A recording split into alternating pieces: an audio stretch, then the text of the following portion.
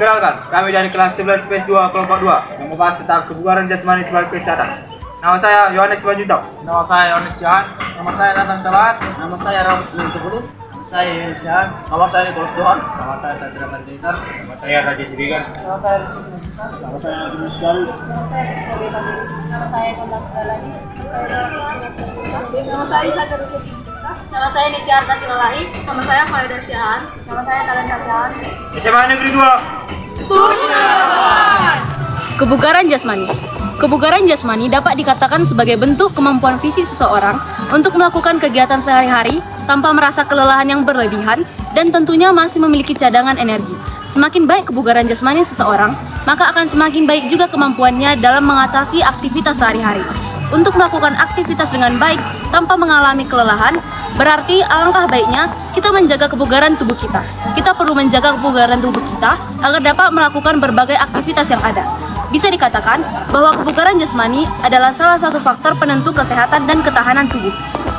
Faktor yang mempengaruhi kebugaran jasmani adalah yang pertama faktor umur, yang kedua faktor jenis kelamin, yang ketiga faktor bentuk tubuh, keempat faktor keadaan kesehatan, kelima faktor asupan gizi, keenam faktor berat badan, ketujuh faktor istirahat, kelapan faktor aktivitas fisik. Faktor-faktor yang dapat meningkatkan kebugaran jasmani antara lain yang pertama, berolahraga secara rutin, yang kedua menjaga berat badan ideal, yang ketiga mengkonsumsi buah dan sayur, yang keempat minum cukup air, yang kelima istirahat dengan cukup dan teratur. Manfaat dari kebugaran jasmani. Yang pertama, mengembangkan kekuatan, kemampuan, kesanggupan, daya kreasi, dan daya tahan tubuh. Yang kedua, meminimalisir resiko penyakit kardiovaskular. Yang ketiga, mengontrol kadar gula darah. Yang keempat, mencegah stres dan depresi. Yang kelima, menjaga berat badan.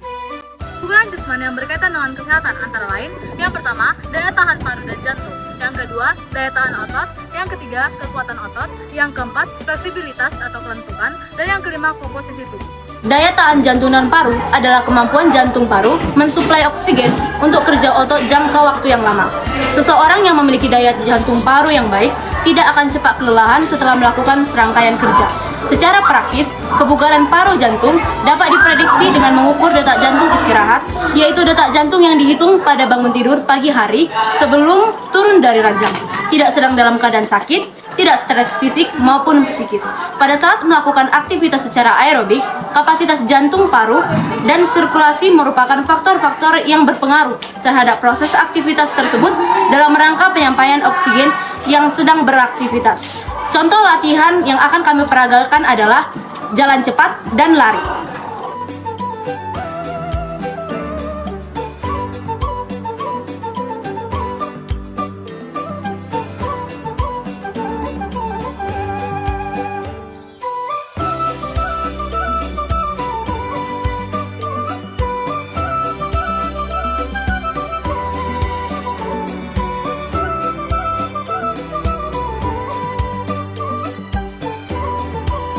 Daya tahan otot. Daya tahan otot adalah kapasitas sekelompok otot untuk melakukan kontraksi yang terus-menerus saat menahan suatu beban submaksimal dalam jangka waktu tertentu. Bentuk latihannya seperti latihan beban, memakai dumbbell, gym mesin, sit up, push up, atau squat. Contoh latihan yang akan kami peragakan adalah push up dan plank.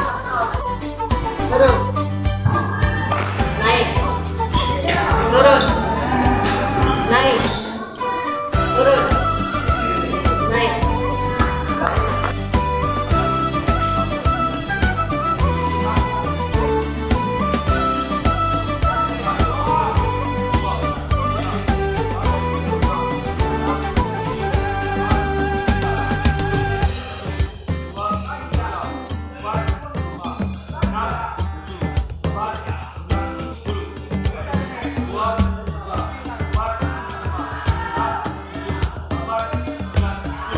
Kekuatan otot. Kekuatan otot adalah tenaga yang dikeluarkan otot atau sekelompok otot untuk berkontraksi pada saat menahan beban maksimal. Ada beberapa jenis latihan yang bisa kamu lakukan untuk melatih kekuatan otot, seperti yang pertama angkat beban, yang kedua naik turun tangga, yang ketiga mendaki atau hiking, yang keempat bersepeda, yang kelima push up, yang keenam sit up, yang ketujuh menari, yang kedelapan squat, dan yang terakhir yoga. Untuk latihan yang akan kami peragakan adalah angkat beban dan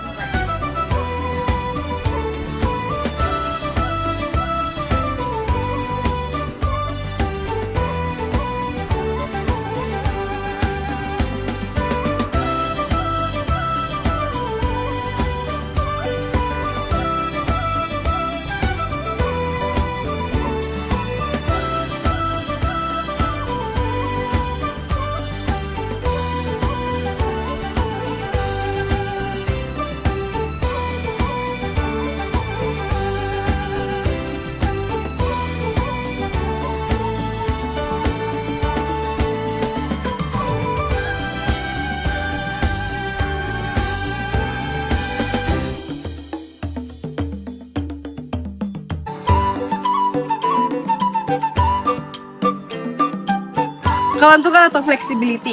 Kelentukan adalah kemampuan sendi untuk melakukan gerakan secara maksimal. Bisa diartikan bahwa dengan melatih kelenturan tubuh dapat membantu melakukan kegiatan sehari-hari tanpa merasakan kelelahan yang berlebihan. Untuk bisa melakukan gerakan secara fleksibel, ada beberapa hal yang memengaruhi seperti usia, struktur sendi, kualitas otot, dan ligamen. Dengan tubuh yang lentur atau fleksibel, risiko terkena cedera bisa berkurang, juga akan lebih mudah melakukan pergerakan sehari-hari. Contoh latihan kelentukan bisa dilakukan antara lain melakukan gerakan yoga atau melakukan gerakan senam lantai. Salah satu penerapan yang kami lakukan adalah gerakan mencium lutut dan gerakan sikap kobra.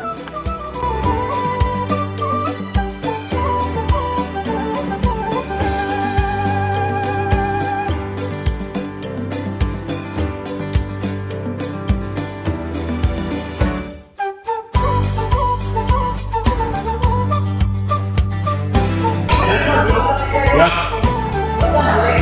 Good.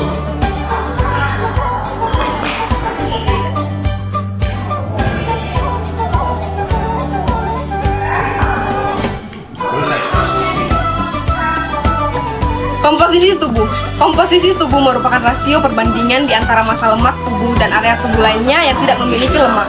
Bagian tubuh yang memiliki lemak adalah bawah kulit, sekeliling otot, sekitar jantung dan usus. Sedangkan area tubuh yang tidak memiliki lemak diantaranya adalah cairan tubuh, tulang, dan otot. Perlu diketahui bahwa semakin tinggi massa lemak, maka semakin tinggi pula risiko seseorang terserang penyakit. Penyakit yang dimaksud itu adalah diabetes tipe 2 dan juga penyakit jantung. Contoh latihan yang akan kami peragakan adalah sit up dan gerakan jongkok dengan beban di atas kepala. 2, 3, 4, 5, 6, 7, 8, 9, 10.